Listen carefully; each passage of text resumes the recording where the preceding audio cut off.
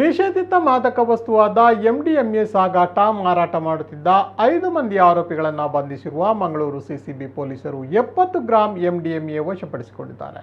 ಮಂಗಳೂರು ನಗರ ವ್ಯಾಪ್ತಿಯಲ್ಲಿ ನಿಷೇಧಿತ ಮಾದಕ ವಸ್ತುವಾದ ಎಂಡಿಎನ್ನ ಸಾರ್ವಜನಿಕರಿಗೆ ಹಾಗೂ ವಿದ್ಯಾರ್ಥಿಗಳಿಗೆ ಮಾರಾಟ ಮಾಡುತ್ತಿದ್ದ ಬಗ್ಗೆ ಖಚಿತ ಮಾಹಿತಿ ಪಡೆದುಕೊಂಡ ಪೊಲೀಸರು ಕೊಣಾಜೆ ಪೊಲೀಸ್ ಠಾಣಾ ವ್ಯಾಪ್ತಿಯ ನೆತ್ತಿಲ ಪದವು ಬಳಿ ಕಾರ್ಯಾಚರಣೆಯನ್ನು ನಡೆಸಿದ್ದಾರೆ. ಅದರಂತೆ ಮೂಲತಃ ಮಂಜೇಶ್ವರದ ಪ್ರಸಕ್ತ ಶಿವಮೊಗ್ಗ ಜಿಲ್ಲೆಯ ಟಿಪ್ಪು ನಗರದ ಅಬ್ದುಲ್ ಶಾಕೀರ್, ಕುಂಜತ್ತೂರು ಉದ್ಯಾವರದ ಹಸನ್ ಆಶೀರ್, ಕಣ್ಣೂರು ಜಿಲ್ಲೆಯ ಪಯ್ಯನ್ನೂರಿನ ರಿಯಾಜ್ ಎಕೆ ಹಾಗೂ ವರ್ಕಾಡಿಪಾವೂರಿನ ನೌಶಾದ್ ಮತ್ತು ಕುಂಜತ್ತೂರಿನ ಯಾಸಿನ್ ಇಮ್ರಾಜ್ ಯಾನೆ ಇಂಬು ಎಂಬುವರನ್ನು ಬಂಧಿಸಲಾಗಿದೆ. ಆರೋಪಿಗಳಿಂದ 3.5 ಲಕ್ಷ ರೂಪಾಯಿ ಮೌಲ್ಯದ 70 ಗ್ರಾಂ ನಿಷೇಧಿತ ಮಾದಕ ವಸ್ತು ಎಂಡಿಎಂಎ, 5 ಮೊಬೈಲ್ ಫೋನ್ಗಳು, ನಗದು 1460 ರೂಪಾಯಿ, ಡಿಜಿಟಲ್ ತೂಕ ಮಾಪನವನ್ನು ವಶಪಡಿಸಿಕೊಳ್ಳಲಾಗಿದೆ.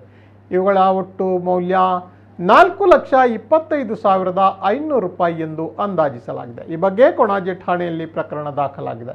ಆರೋಪಿಗಳು ಬೆಂಗಳೂರು ಮತ್ತಿತರ ಕಡೆಯಿಂದ ಎಂಡಿಎಂಎ ಖರೀದಿಸಿಕೊಂಡು ಕರ್ನಾಟಕ, ಕೇರಳ ರಾಜ್ಯದ ಸಾರ್ವಜನಿಕರಿಗೆ ಹಾಗೂ ವಿದ್ಯಾರ್ಥಿಗಳಿಗೆ ಮಾರಾಟ ಮಾಡುತ್ತಿದ್ದರು. ಈ ಮಾದಕ ವಸ್ತು ಮಾರಾಟ ಸಾಗಾಟ ಜಾಲದಲ್ಲಿ ಇನ್ನೂ ಹಲವರು ಭಾಗಿಯಾಗಿದ್ದಾರೆ. ಈ ಆರೋಪಿಗಳ ಪತ್ತೆ ಕಾರ್ಯ ಮುಂದುವರೆದಿದೆ. ಇವರು ಐಷಾರಾಮಿ ಜೀವನ ನಡೆಸುವ ಉದ್ದೇಶದಿಂದ ಮಾದಕ ವಸ್ತುಗಳ ಮಾರಾಟ ದಂಧೆ ನಡೆಸುತ್ತಿರುವುದಾಗಿ ಪೊಲೀಸರು ತಿಳಿಸಿದ್ದಾರೆ.